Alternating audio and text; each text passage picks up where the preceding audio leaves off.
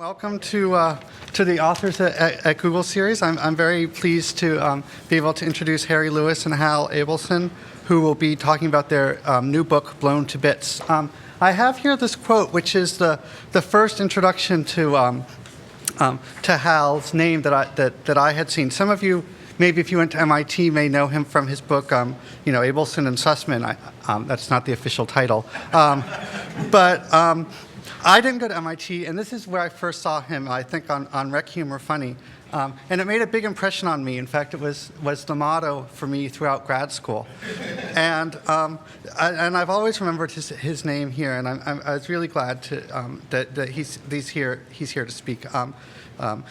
Harold Hal Abelson is the class of 1922 professor of electrical engineering and computer science at MIT.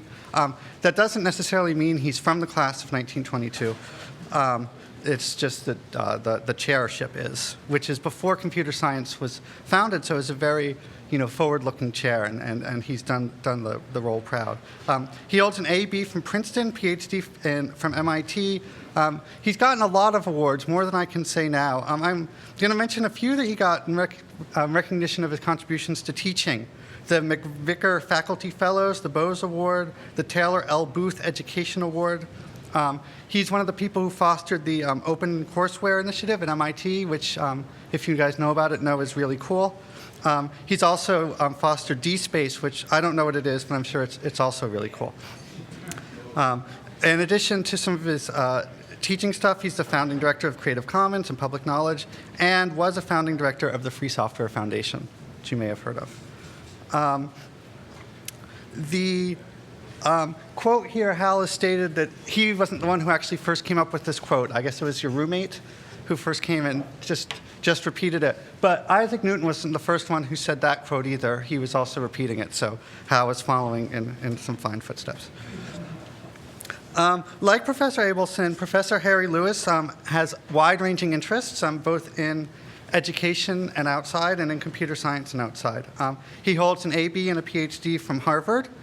He joined the Harvard faculty and became a Harvard College professor, which is a very big honor, in 2003 to recognize his teaching excellence. He's written several books and articles, one of which we'll be talking about today. His book about higher education, Excellence Without a Soul, Does Liberal Education Have a Future?, was a Boston Globe bestseller and has been translated into, anyone want to guess what languages are very interested in this kind of stuff?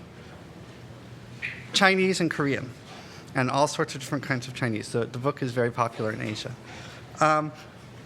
Harry Lewis was my advisor, and I got to see firsthand his dedication to students. I know there's at least one engineer at Google who wouldn't have been in CS at all if it hadn't been for Harry Lewis's encouragement and support. And I think that says a lot that he has had such wide-ranging influence. In fact, even more wide-ranging, he was Dean of Students of Harvard. I don't know if any of you know what it means to be the Dean of Harvard College, but it is not always, it's a reward. It's a job where you have to come in, and find your own rewards, because you're often in the crosshairs. He served it for 9 years, which seems like quite a tour of duty, and he did a great job there, I can say from following. But I think nothing really shows off his dedication to Harvard students than his unwavering support over many years of Harvard College athletics. I don't know how familiar you guys might be with the prowess of Harvard sports teams, but following Harvard for that many years as he's done, he's not a fair weather fan. He really supports the students. Finally, on a personal note, Harry Lewis was my advisor, as I said, which means I had to tell him what classes I had to take. And one year I go to him and I tell him about all my classes, and he's like, "Oh yeah, that's a great class, or you'll really have a fun time with that." I get to my last class and he pauses for a second. He's like, "Well, the professor's really knowledgeable." And I was young, and my youthful exuberance, I'm like, "Wow, what a ringing endorsement." I learned my lesson that semester that it pays to pay close attention to what Harry Lewis says, and that's been reinforced many times over the subsequent years. So I'm very glad that we have the opportunity to be able to listen to what he and Professor Abelson have to say today. So please welcome them. So Hal and I are going to throw the ball back and forth here. Thanks so much, Craig, for that very generous introduction of both of us. And it's just wonderful to see you, and it's wonderful to see several others of you whom I've known in your other lives. And there are probably people sitting out there that I will go like this in a minute when I realize who you are if I get to see you later. So, thanks for your hospitality. Thanks for being here. I'm just going to begin and give a little background on the book. Then I'm going to turn it over to Hal, who'll talk for a while, and then he'll give it back to me at the end. The reason we wrote this book was we wanted a very general audience, like everybody in every part of the world, particularly everybody in this country, to understand what's going on with digital technologies and to understand that the problems that are in front of us are often very subtle. They're very important to the way we're all going to lead our lives in the future. But we wanted to write it in a way that wasn't didactic. The book actually comes out of a course in quantitative reasoning that I started teaching at Harvard, and then one day I ran into Hal at a conference, and he said, "Gee, that sounds interesting. Would you like me to help teach it?" So he got hauled in, and then I hauled in Ken, who's another old friend of mine, and so the three of us have really been teaching this course. But we didn't want to do what we do in the course, which was to do lots of the mathematical underpinnings of information theory and everything. We wanted to tell lots of stories and then to explain what's behind the stories and why they pose such complicated dilemmas for society today, having to do with privacy issues, information filtering issues, and the potential of the internet in particular to be an enormously illuminating, enlightening tool for all of world society, a lecture I don't need to give to this audience. So with that, I'm going to turn it over to Hal, except to say that I too have some very fond memories of my time with Craig when he was an undergraduate. There he is, and the gentleman in the front is Derek Bass. Is Derek here? There he is. So that's Derek, and Tony Shea in the background. And this was our world champion level, although not world champion, ACM programming team in 1993 with Craig. Clearly, the other two guys were the ones who were supposed to solve the problems, and Craig was supposed to type. Right? Cal, take it from there. Thanks, Harry. Okay. Harvard, MIT. Probably. So I doubt anybody here has ever heard of Fairgrove, Michigan, which is this tiny little town in central Michigan. It is so small that it doesn't even have a post office. And in 2006, Catherine Lester was an honor student at Fairgrove who sort of lived at the end of this street, at the end of this road, 6 miles from her school. Her whole world was this little town, right, without a post office. And one day she disappeared. And she was gone, and her parents sort of freaked, and they called in the authorities. And 3 days later, they found her in Amman, Jordan, where she had gone to meet Abdullah Jimzawi, who was a guy, she'd seen his Facebook page, and she liked it, and she wrote him a message, "You are cute," and they started corresponding, and she decided she was cool, and she somehow tricked her parents into letting her apply for a passport, and she took off to Jordan. So 3 days later, the authorities found her. She apologized for freaking out her parents, and they brought her back home. Okay? I'm sorry I took off to Jordan to see this guy. But this story of Catherine Lester got picked up by the media as emblematic of the thing that everyone in the US is afraid of. And what they are afraid of is you and us and the internet. And there was a group of Republican congressmen, of which one was Judy Biggert, who was and is a congressman from Illinois, who proposed a thing called the Deleting Online Predators Act. I'll quote from Representative Biggert's words on the House in introducing this. MySpace and other networking sites have become hunting grounds for child predators. We were all horrified by the story of Catherine Lester.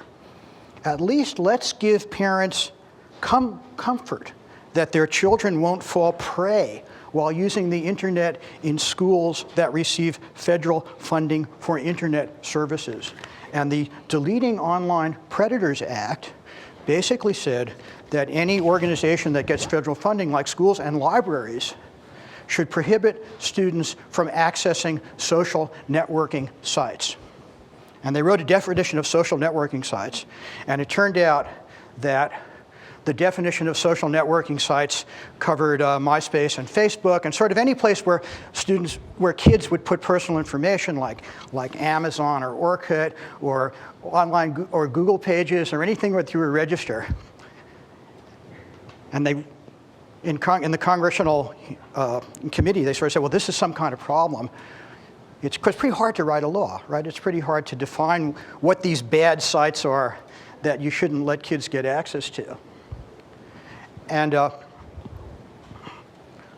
what the congressman did is said, gee, it's kind of hard. So what we'll do is we'll completely remove the definition of the sites, of the kind of sites that kids should be prohibited with. We'll turn it over to the FCC to figure it out.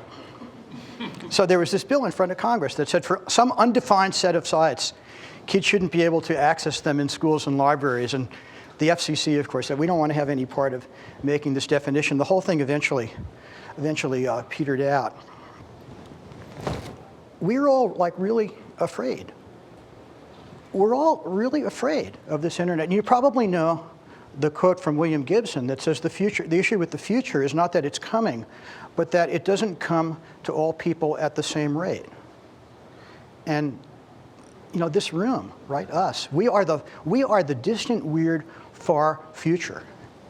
And there are people who have not hit that future yet, who that future is hitting, and it matters to us. It matters to the people in this room. What you do matters. Let's talk about pornography. Okay, actually, let's not talk about pornography. Pornography is sort of messy and unclear and ugly. Let's talk about something that's really relatively much clearer and nicer, which is obscenity. Right? So in the US, there's actually a legal definition of obscenity, which is the thing this projector's been trying to flash up there. There's you can actually prohibit obscenity. It's not protected by the First Amendment in this country. And there's a definition of obscenity that comes out of a Miller versus California case in the 1970s. And it says in order for stuff to be able to be legally prohibited, it has to satisfy all three of these characteristics. First of all, it has to describe sexual conduct in what's called a patently offensive way.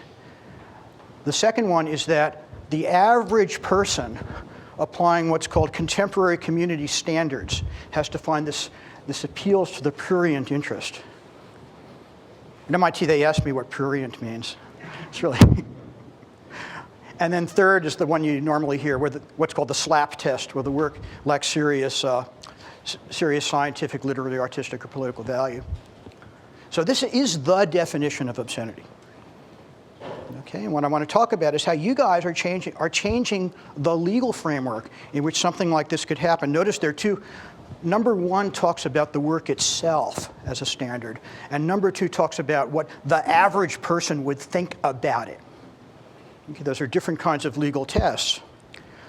So let's go all the way back to the dawn of time, right? 1994, right? So wildly long ago, right? So, and let's go back to the den of iniquity in a story called The Nastiest Place on Earth. The nastiest place on earth happens to be in the real den of iniquity, which, as you all know, is Milpitas, or there. And In 1994, there was a bulletin board. Anybody remember even the word bulletin board? Right, way before the web. Run by Robert and Carlene Thomas. They had this handy little business in Milpitas called Amateur Action. And Amateur Action was a place that distributed sort of pictures that you don't show in polite company. And in fact, they advertised themselves as the nastiest place on earth. Okay, so it's 1994. So 2 years ago, in 1992, they were raided by the Milpitas police. So the police looked at this and said, this is really yucky, grotty stuff. But it actually it's not obscene by the standards of Milpitas. That's 1992. So it's 1994. There's a knock on the door. And in come the postal inspectors who say they are accused of transmitting obscene materials by methods of interstate commerce, which is a crime, by methods of interstate commerce, which turned out to be a computer and a modem. Remember modems, right? Not long ago, right? Transmitting obscene materials by methods of interstate commerce to David Durnmeyer. Who's David Durnmeyer? Well, David Durnmeyer turns out to be a postal inspector in Memphis, Tennessee. And Durnmeyer gets a complaint from Eastern Tennessee that there's all this awful stuff on the internet. So he goes and he checks out this site, right? He calls up this bulletin board and registers and sees, welcome to Amateur Action, the nastiest place on earth. And here's some samples of the kind of stuff that we have to provide. But if you want the really good stuff, you got to give us $55 and register. Okay. So he pays his $55 under an assumed name, registers. A couple of days later, he gets a phone call. He says, "Hi, this is Robert Thomas. Welcome, right? Welcome, John Smith, to Amateur Action. Here's your password. Go to town." So he downloads some stuff, and then he files this warrant against them. Again, for them sending obscene materials by interstate commerce. They're hauled before a jury, right, in Memphis, Tennessee, which decides that the stuff they are distributing violates the community standards of Memphis. They're convicted. They appeal the case, and the appeals court convicts them too, right? So what's the issue? The issue is, should the community standards of Memphis apply to Milpitas? And it turns out the court, in the wonderful way that courts do this, never actually has to decide this, because Thomas made this really stupid mistake, which is having people register so he knew where they were and could call them by phone. So he couldn't claim that he didn't know where they were, right? But this issue is hanging and hanging and hanging. So what does the internet do to all this stuff about what local standards, what local cultures mean anyway? And what was kind of funny is we decided to talk about this, and then you saw something that happened yesterday. Everybody see what happened yesterday in the New York Times? Right, there's a guy, right, this is from the Times yesterday. So what's going on is there's somebody in, I think, Pensacola in Florida who's distributing bad stuff, pornographic, question whether it's obscene materials. And the question is, does the stuff that he's distributing violate the community standards? And what his lawyer's done as part of the defense is he's introducing into the testimony Google Trends.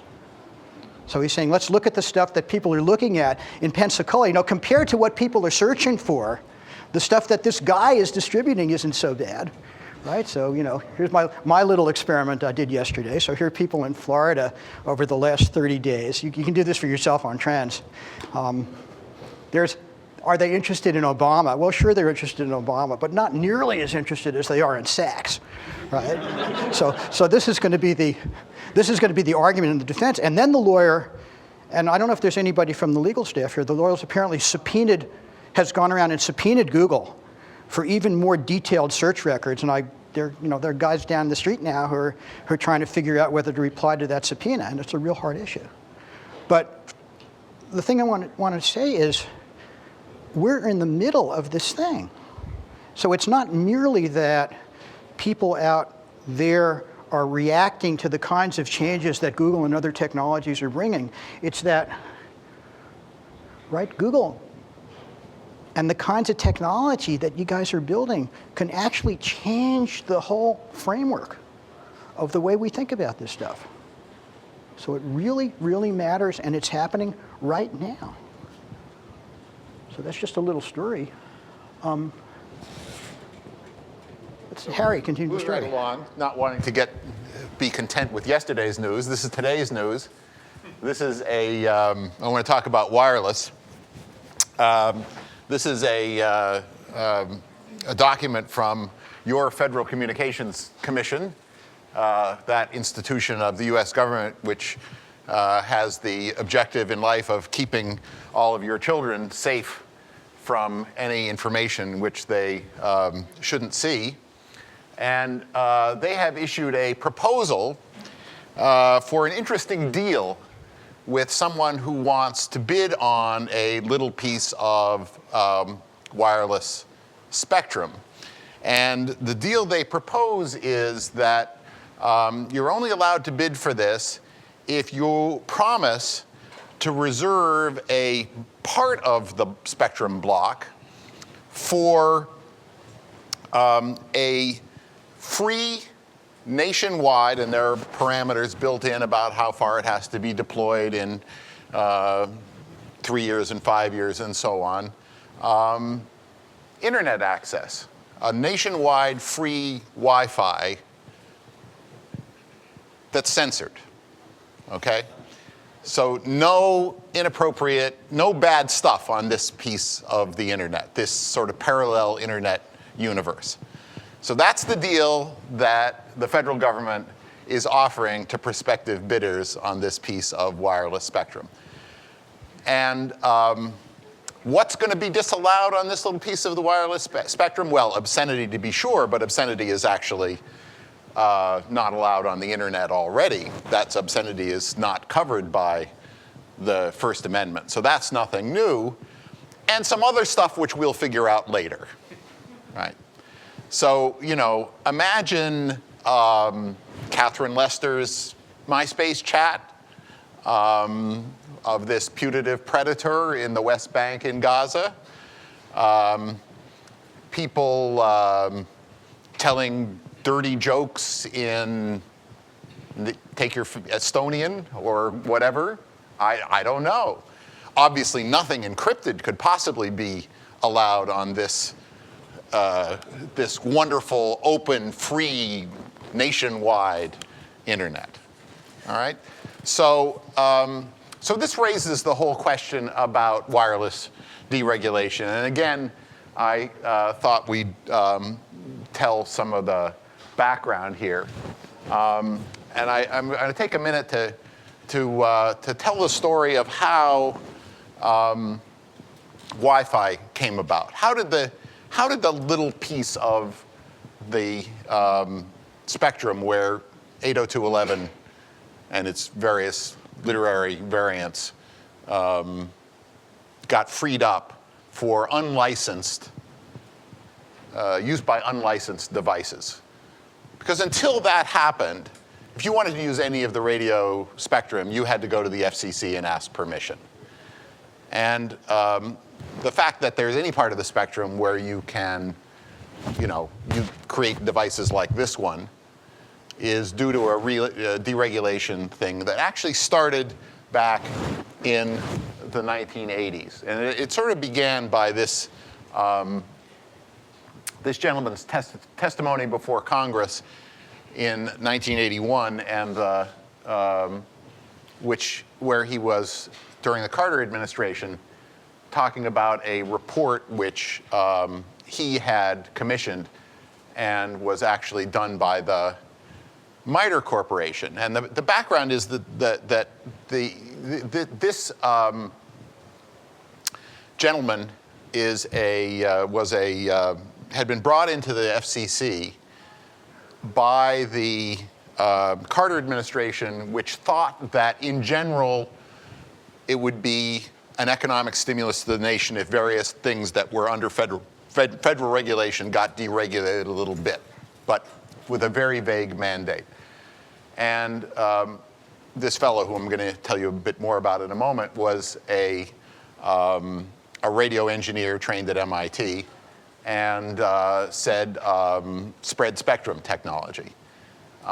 And spread spectrum technology was something that the military was using, but no one else was using because no one else was allowed to get enough of the spectrum to actually spread the signals out in the way that you have to do in order for spread spectrum to work. But this was the underlying technology ultimately for cell phone communications, and is now morphing into various other things, ultra-wideband and so on, which some of you may know about. I'm not going to give the full technical background, but how this came about.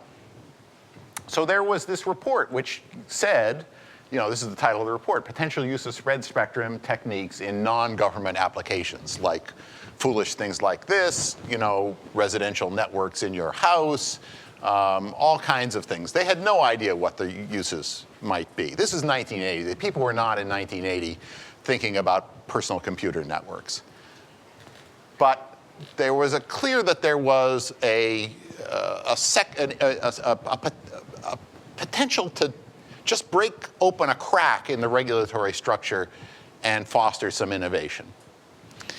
And this is the guy, Michael Marcus. It turns out, it was so fascinating to discover this about this guy when I was doing the research, because it turned out like he and I were in the French play together in the 9th grade or something. He's a year away from me in a very small high school. We graduated 24 in my class.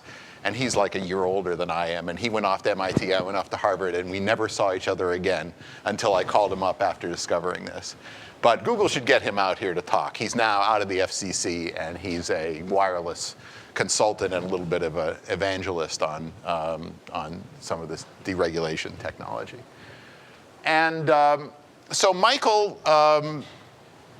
tried to make this argument that you should knock out a little bit of the spectrum. This is the spectrum map. This spectrum, this radio spectrum, this is like federal land, okay?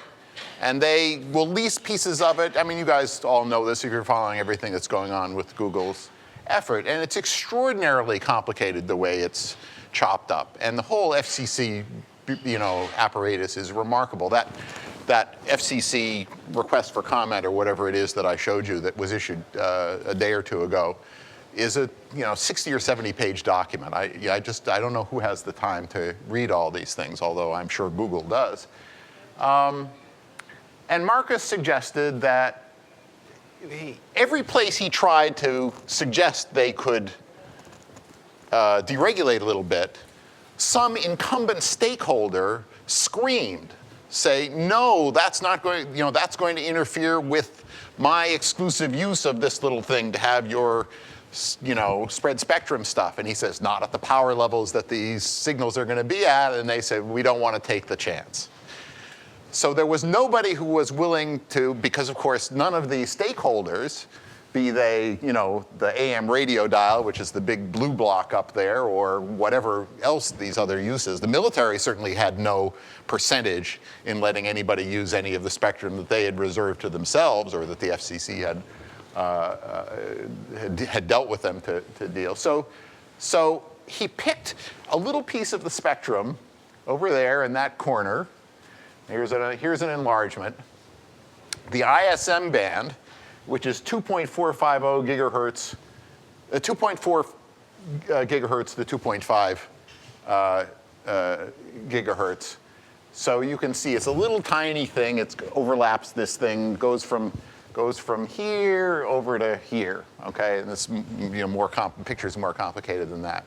And at the time he was doing this, there was essentially only one other use of this piece of the spectrum, which was for microwave ovens. Okay, and interference with the signals that were leaking out of the microwave ovens was presumably not an issue. Nonetheless, some of these, property holders or leaseholders, to be precise, on either side, complained and complained. The thing eventually did get deregulated. Michael got a basement office somewhere deep in the bowels of the Federal Communications Commission, where he was exiled for 8 years before he finally, reemerged. And it wasn't until, of course, this was 1980, 81, I'm saying, it wasn't until much later that there were standards developed for Wi-Fi, and then this whole enormous energy of other uses of this very narrow spectrum band began to emerge. But it's a fascinating case study in how just a little bit of deregulation, getting the federal government just to back off a little bit, can spawn such enormous energy and enormous creativity. Okay? So this, we want to leave some time for Q&A. So I'm just going to finish by telling a little bit of the story. That's the backstory for how that whole spectrum thing became federal land in the first place. Because people just sort of take it for granted, and this is part of our agenda here to sort of remind people that of course Don Imus should be thrown off the air for saying off-color things on this precious national resource, which is the radio dial. I'm not saying that you people would necessarily do that, but it's probably the prevailing view in America is that that's why we've got a government, to keep Don Imus off the air, because, that's our land, that's public land, that radio spectrum, or, whatever else.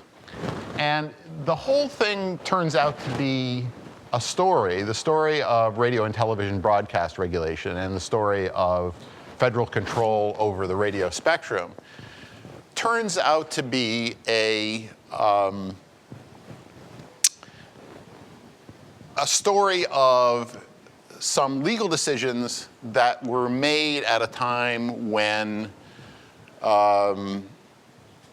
radio technology was in a much less developed state than it is today. And the story actually goes back to this gentleman, the legal basis. I'm now talking about the legal basis. Why does the Federal Communications Commission, a branch of the US government, have the right, in spite of what the First Amendment says, that the right of the people to free speech shall not be abridged, to abridge the free speech of, pick your favorite, George Carlin, let's say, just to pick on somebody else? Or why do they have the right to license the radio spectrum, right? How did that become federal land that they could allocate to the people they wanted to and give the radio licenses and television licenses to people of their choosing, people in Washington getting to decide who gets the spots on the radio dial and who doesn't? And the story goes back to this guy, whose name is John Romulus Brinkley, a medical quack. There's actually a good book out about him now called Charlatan, which is not about this part of his story in particular. But he developed a business of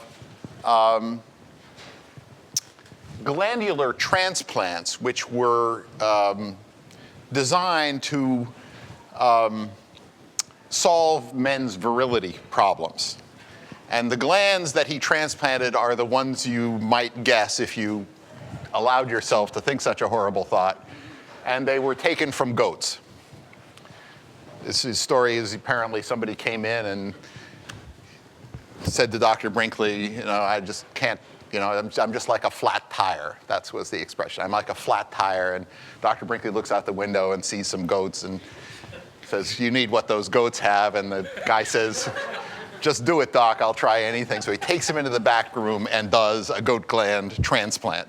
And he's doing hundreds of these a month, you know, within a couple of years. He originally sold this as a fertility treatment, but as the Viagra people have figured out more recently, you could do a lot better if you think of these as sort of a performance enhancement than if you do as merely for fertility purposes. Anyway, this is the story. The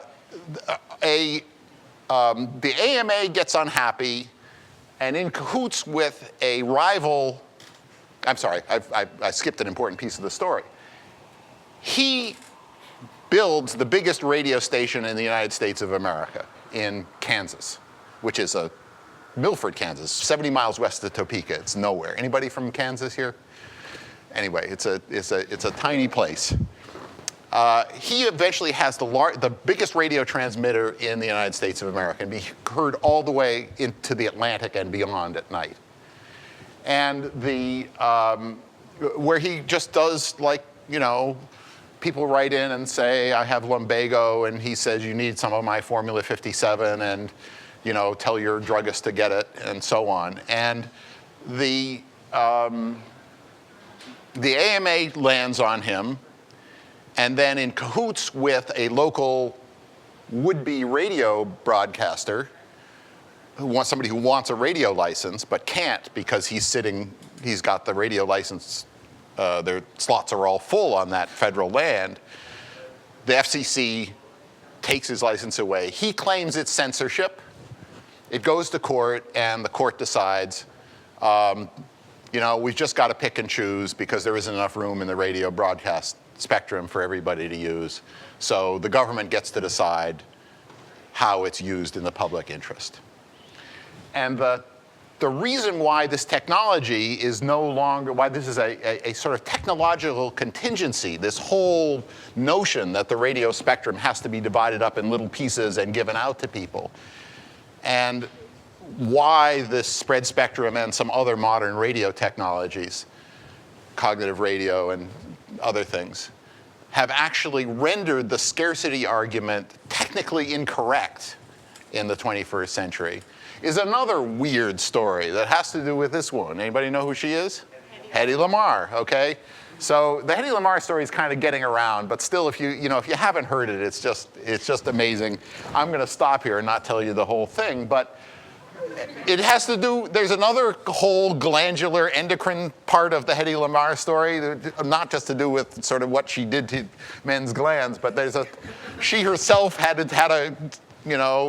a reason for getting, there's a glandular thread to the story. I won't give it to you, but it resulted in Hedy Lamarr and a down on his luck avant-garde musical composer named George Antheil, who was at the time was writing scores for B movies in Hollywood, together patenting one of the original spread spectrum devices, which was actually a device to prevent for unjammable radio-controlled torpedoes.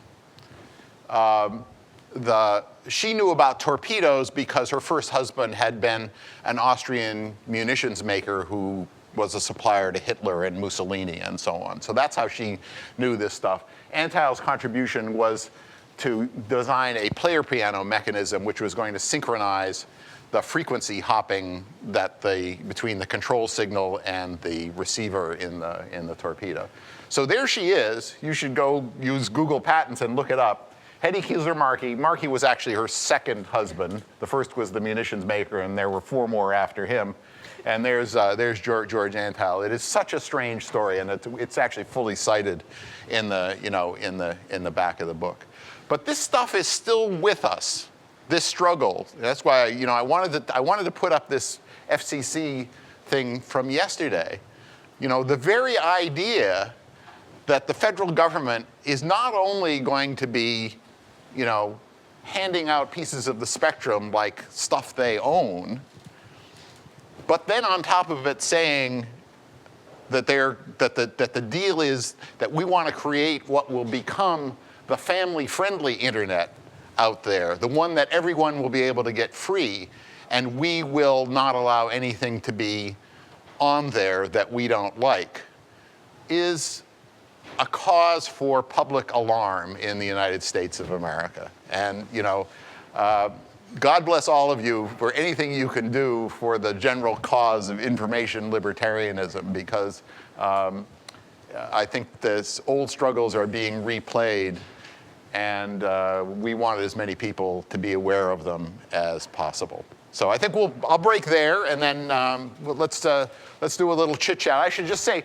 there's lots of other stuff in the book. There's a whole chapter on copyright, which will make some other of my friends mad, and there's a chapter about cryptography, and there's a chapter about search, which I'm sure not everyone will be happy with either. But let's see if we can get some questions. You want to add anything before we go over? I probably should mention there's a coda to that Catherine Lester story, which again illustrates our weird ambivalence. So remember, we sort of left Catherine Lester when she was, I guess, 17, coming back from Amman, having been trapped into this terrible thing by the internet. So 6 months later, when she turned 18, she was a minor, and she took back off to Jordan, but it turned out that she actually loved this guy. And they were together for a while. They broke up after a short number of weeks. She said he was a jerk, and he said she was running around with other guys. And she ended up coming back to the US, and they broke up publicly via satellite, broadcast on the Dr. Phil show.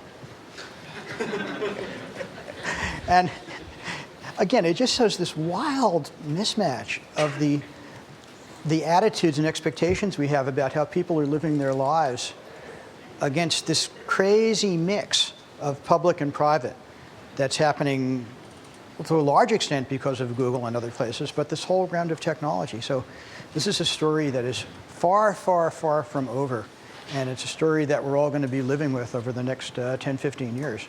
But maybe other people want to tell stories. Yeah. You guys all know stories. You know more stories than we do, probably.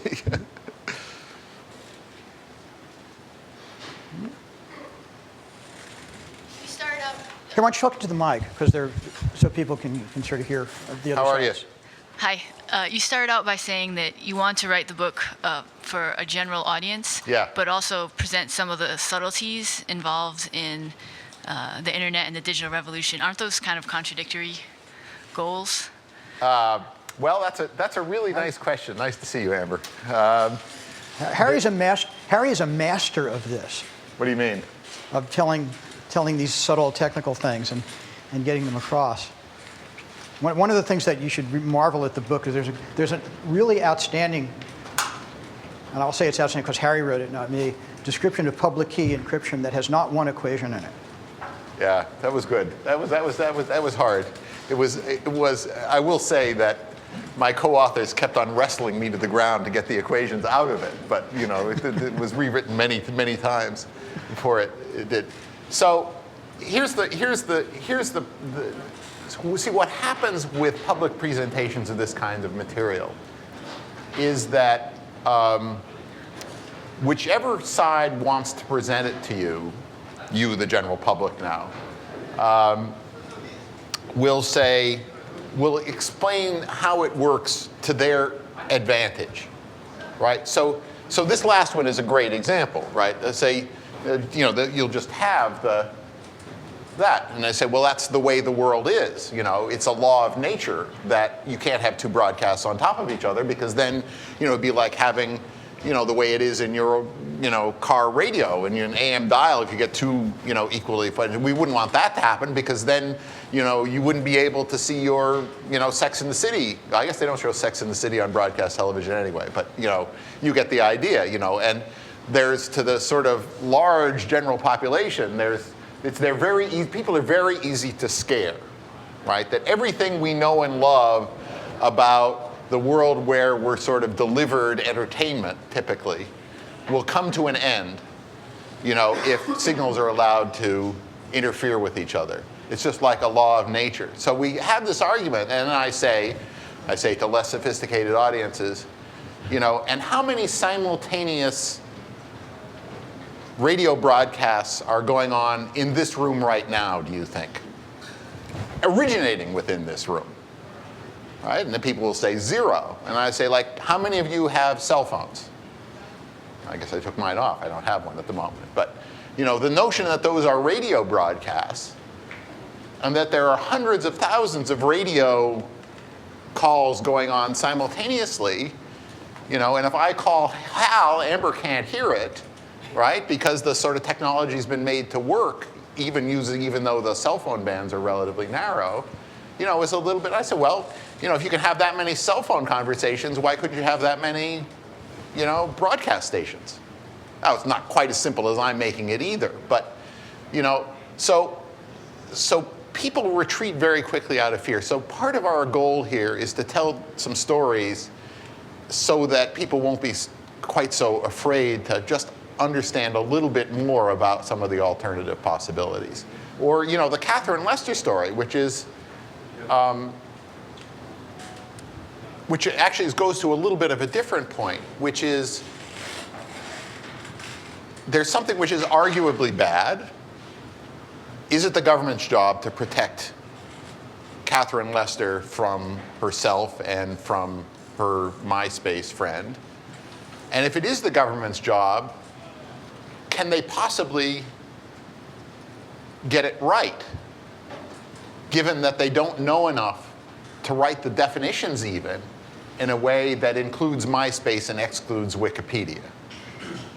And by the time they do, the technology and the social networking world and everything will have, moved on as well. So I think the only answer to the honest answer to your question is, you're going to have to give the book to somebody who doesn't know as much about this stuff as you do and ask them whether we succeeded or not. I hope they're not inconsistent goals.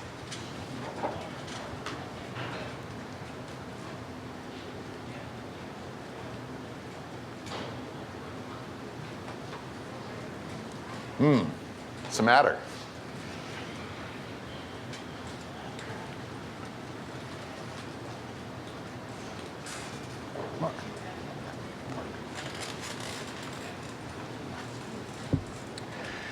So you kind of started off by talking about sort of the future clash, the problems that can happen when parts of the world don't move into the future as quickly as others. And similar things happen with culture clashes that can be created by the internet and all that. So, and you alluded to the fact that this is an issue for a company like Google. So I'm wondering what suggestions you might have, if any, for what a company like Google can do. Google kind of increasingly is subject to various sorts of attacks based on fear and ignorance and all that sort of thing. And this is another set of potential clashes for a company like Google. What do you think that we could do? Well, there's whole, right, so as you know, there's a whole bunch of fantastic, some of the best people in the world to think about that stuff are already working here. So since I'm only an intern, and I can, one of the things I noticed where I think Google people are a little bit naive, if you think about stuff like privacy or hard things, or should we give people all sorts of guarantees if we're going to tell businesses to put their confidential documents on Gmail, right? So there's an interesting kind of discussion I've been having, and which is, should businesses put their confidential documents on Gmail? And the answer is, well, sure, why not? I mean, after all, we're really good people, right? We are. Right? And that's what's so funny. I mean, we are really good people. And everybody at Google pretty much has the values that say, sure, we really believe in people's privacy and stuff. So we know these government mechanisms, like Harry's saying, government comes in with this strong hand of regulation. They can't possibly get it right. Why don't you just rely on the good people doing it? And there's this deep, deep sense in Google that everyone should just realize that. And then you turn around and say something like, well, you know, if Microsoft were hosting documents, would Google put its private documents on Microsoft? Oh, no, we couldn't possibly do that, right? And at some point, it's kind of, Mark, a little bit, you know, this funny out of sync. It's the culture hasn't quite gotten which parts has to be relying on people, which sides has to be relying on law. And so I don't know specifically what Google should do. I think it's really, really hard. But I think what would really be good is if everybody in Google realized that these are hard problems and you have to be pretty sophisticated about them because they are not going to go away and they're not easy. I would just add, the hardest thing, and I don't know what to say. I wish I could, this book has a lot more questions than answers in it. To me, the hardest thing is how Google deals with the fact that it's simultaneously an American company and a global company.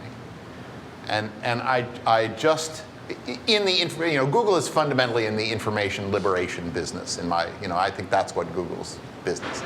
So there's this make available thing. And make available that's not powerful enough. I mean, what Google does is it just liberates information. It just spreads it. I mean, I know, you have to come and get it from Google. Google doesn't broadcast it, but somehow it's fundamentally that's the power of what Google is doing. It's liberating all kinds of information from the shackles of technologies that used to lock it between the covers of books and other things that where it required money and education and so on to get it.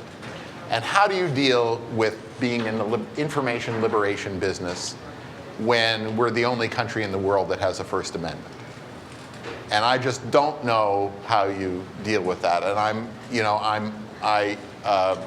all of these cross-border disputes, of which Hal just cited the original one, the amateur action, Bob and Carlene Thomas, they're probably still there in Milpitas, still probably doing their business same as they ever were. I don't know.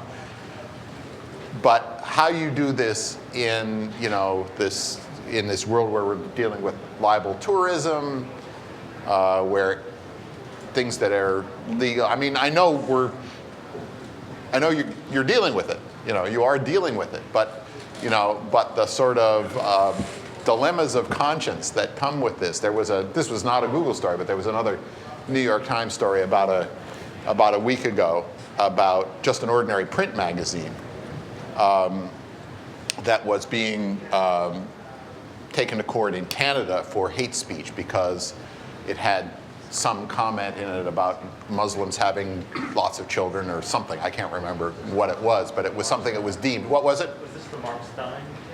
I don't remember. McCall's or something. It was not. It was sort of an ordinary family magazine, but it was. What was it? McLean's magazine. It was Mark Stein. Okay, so Mark Stein. So anyway, and that was construed as hate speech in Canada, or so is the representation of it. And the Times story was actually very interesting to read because intentionally or not, if you knew nothing about any of this stuff, by the time you got to the end of the story, if you were a completely neutral observer of no particular national affiliation and had never read the United States Constitution, the overall impression the article creates is, wow, the Americans are really weird about this, say government can't control, and they're so out of step with the cultural sensitivities, and, wow, that's really weird. Maybe that's a little scary the way they are down in the United States of America, because nobody else does it that way. And so, so that kind of issue, given the business you're in, is that's a really, really hard problem, and I don't know how you're going to deal with it.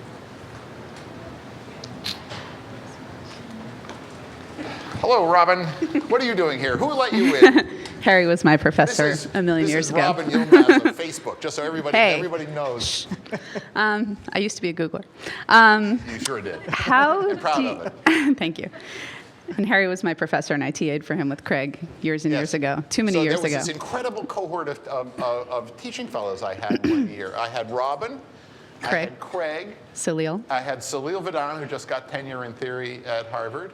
And I don't remember who else. I'm definitely the least accomplished of all of those. So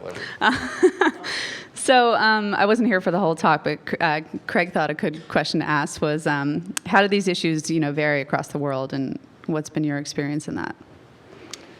Well, we haven't gotten any transnational reaction yet. We want to say something? No, I don't know. I think there's. I think the folks here, everyone looks at China, where all of this stuff is happening. So you probably have seen the things about bloggers. The study just came out from University of Washington, which you might want to look at, about arrests of bloggers. Yes. In various countries over the last 3 years or something, right? Which are going up and up and up and up and up. And there have even been some in the U.S. I didn't go back and look about why they're arrested. Anybody know? I don't remember. But again, it's as Harry says, we're in a global society now, and we've got this First Amendment. And the hard issue for Google is how much you want to see yourself as pushing the First Amendment. What people, I don't know if you remember in the 60s, people went around saying the very most important weapon that the U.S. had in the Cold War against the Soviets was the Xerox machine, right? Because they created this whole underground samizdat culture in Russia.